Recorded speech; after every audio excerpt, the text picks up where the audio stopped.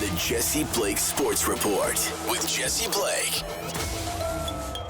Welcome to the Jesse Blake Sports Report. Whether this is your first time here, or last time here, or somewhere in between, I appreciate that you're here today so that we can talk about the Florida Panthers avoiding one of the worst collapses in modern sports history. Because tonight, Monday night, they raised the Stanley Cup in a 2-1 victory over the Edmonton Oilers in game number 7 of the Stanley Cup final. And the Florida Panthers, I'm just on here to context what was on the line tonight, because we're going to do a full breakdown of the game. And if you want to hear that and my opinions on that, listen to Steve Dangle podcast tomorrow, Tuesday's episode. We'll have the full talk about the game and the Oilers moving forward and the Panthers moving forward and all the things that happened here. The penalty calls that were a little iffy and some of the penalty calls that weren't called. Connor McDavid winning the Conn Smythe, which is interesting, because he goes pointless in the last 2 games, 3 shots on goal. You know, it's an interesting debate, but it's a playoff MVP. It's for the 4 rounds. But all of that besides the point. All of the stuff that happened in the game, I think, is besides the point. Because on the line tonight was history. And not just simple hockey history. History in terms of the entire pro North American sporting world. And that's what I'm here to talk about tonight, because that's kind of my bread and butter, these cross-sport comparisons. And let's just start with hockey first and foremost. This would have been the craziest collapse in the history of hockey, easily. 1942, it happened.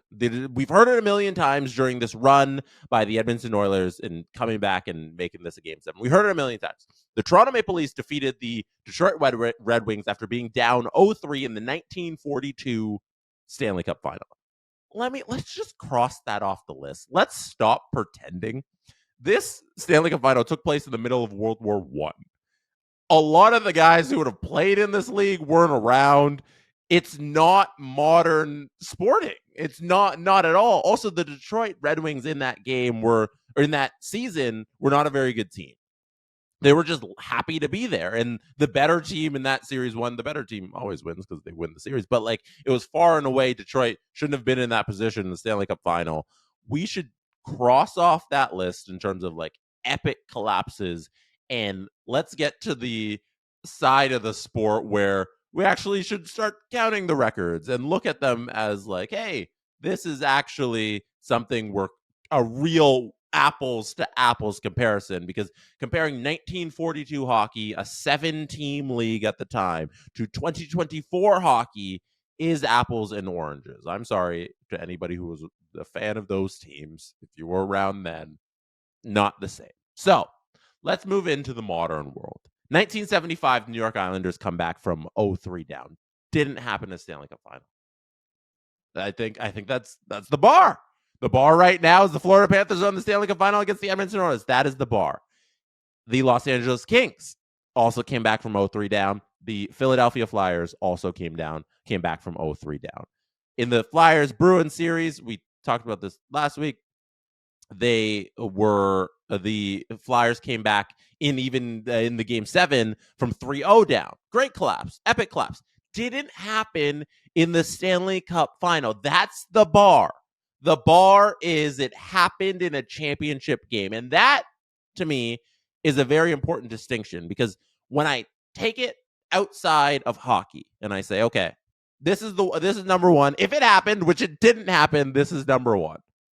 The Florida Panthers losing to the Edmonton Oilers in the Stanley Cup final after being up 3-0, which they didn't do. You take that, you say it's number one in hockey. So let's go to the other sports. Basketball's never happened. Basketball, you go to the championship game. Nobody's ever come back from 3-0 down. LeBron James did it against the Golden State Warriors. LeBron, 3-1 down against the record-breaking Golden State Warriors, the team that owns the current record for most wins in a regular season. He was down 3-1 in the NBA Finals. And he came back in 2016 with the help of Kyrie Irving and a great shot from the three-point elbow. Is that the term, three-point, where the little three-point line, there's a little bend in it? With that epic shot with a minute to go in that finals, they did it. They did the impossible. No team had ever come back from 3-1 down. That's probably number 4 on my list. but 3-0 is more impressive than 3-1. So Edmonton's comeback would have trumped that one.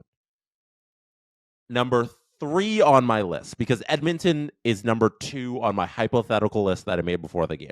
We've got to number 4, LeBron defeating the Warriors, 2016, 3-1 down. Number 3 on my list, and I started with the championship distinction because that's why this one's at number 3, even though it's a great comeback, the most historic comeback in baseball history. The New York Yankees losing to the Boston Red Sox in 2004 in the American League Championship Series. That's the semifinals of the MLB playoffs. And then Boston would go on to win the World Series in a sweep against St. Louis Cardinals. Didn't happen in the finals. But the level of drama that the 04 comeback and the breaking of the curse of the Bambino, it's like it's more historic in the context of sports than I would say the Florida Panthers and Edmonton Oilers series would have been, in that like there's just a bit larger fan base that cares about it. Like it's not the entire fan base of the New York Yankees might be bigger than the entire fan base of the NHL. So in sports lore, it's definitely ahead of like, hey, more people care about this class, more people will watch that, more people will know about it. But in terms of just strictly 1-to-1, let's compare what's on the line here, I think Florida and Edmonton would take the cake because it happened in a championship.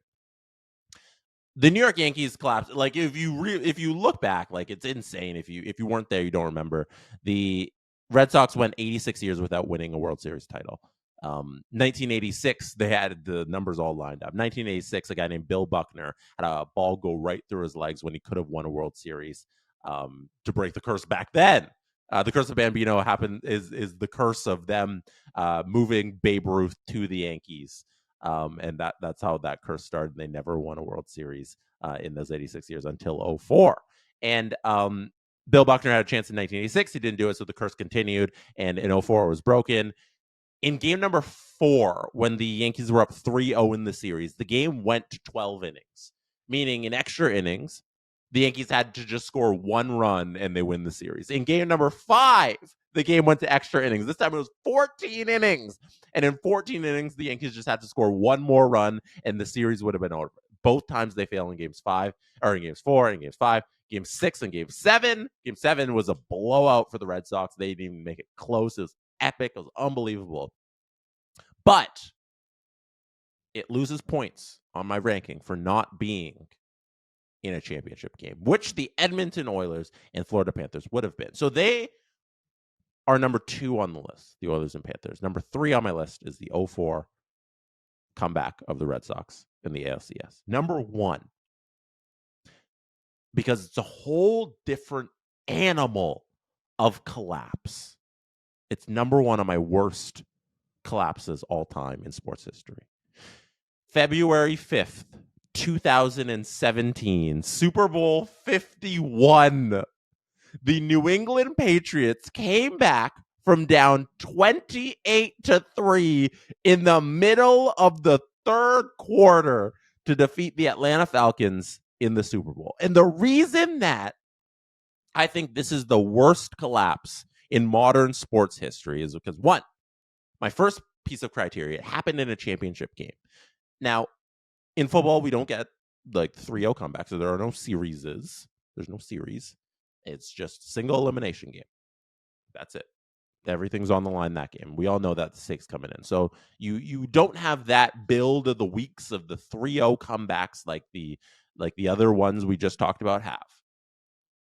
But what you do have is in the middle of the third quarter, up 28-3, Atlanta's collapse is more extravagant than the other ones because it's a series of consistent failures to simply run out the clock.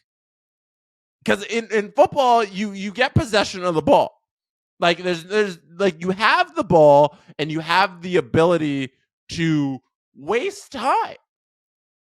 Like it's not like New England has any way, like it's hockey, where you can just, the other team's dominating and there's no way to get it. No, you get possession.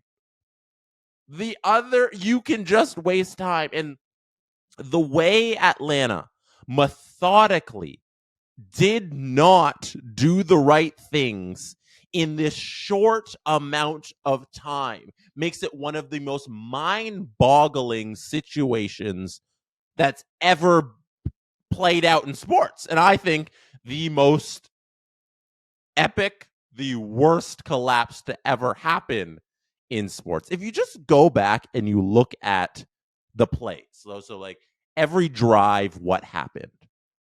When Atlanta was up, you can see my laptop popped up on the screen there. When Atlanta was up 28-3 in the middle of the third quarter, for the rest of the game, they punted after 3 plays. They fumbled the ball after 3 plays.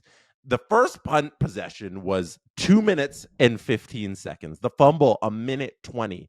Then 6 plays, they punted again. They wasted 2 minutes and 26 seconds. And then lastly, they punted again in the tie game. They did not possess the ball in overtime. The old overtime rules, first team to score a touchdown wins.